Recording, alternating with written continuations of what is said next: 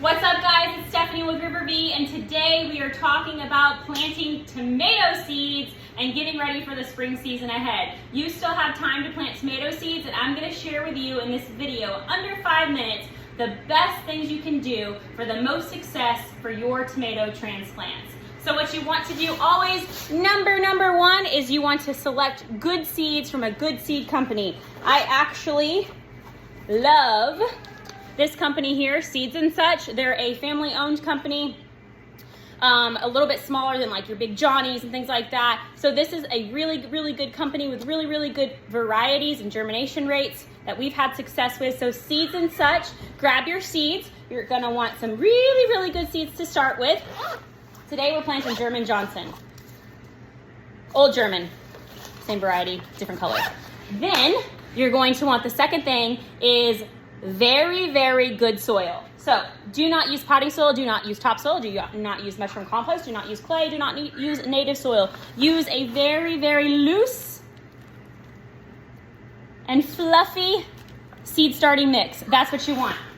The next thing you're gonna need is you're going to need trays or cups to plant your seeds in. You can plant your seeds in whatever you want. You can plant them in egg cartons, you can plant them in red solo cups, you can plant them in nice nursery trays, whatever you want. Those things that you get at the dollar store that have the domes on them, wherever you can find a vessel that will hold soil, let the moisture drain out but retain moisture, that's what you can plant in.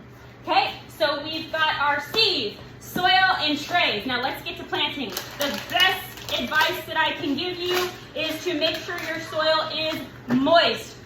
We don't want wet, goopy soil. We want super moist soil. We want our hands to look like this when we mess with our soil. So there is a little bit of soil on there that shows the moisture. Then we want to fill our containers with that good moist soil.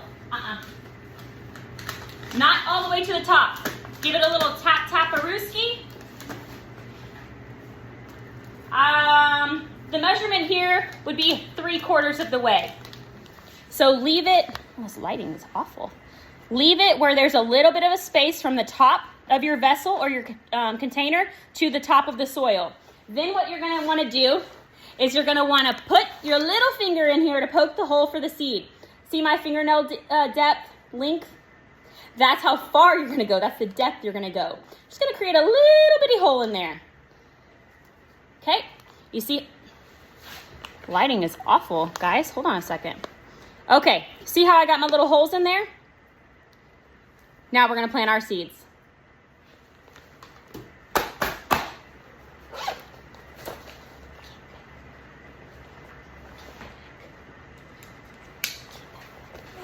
We've got our seeds here. Gonna dump some out of my hand and drop them in the hole. Let me bring it closer.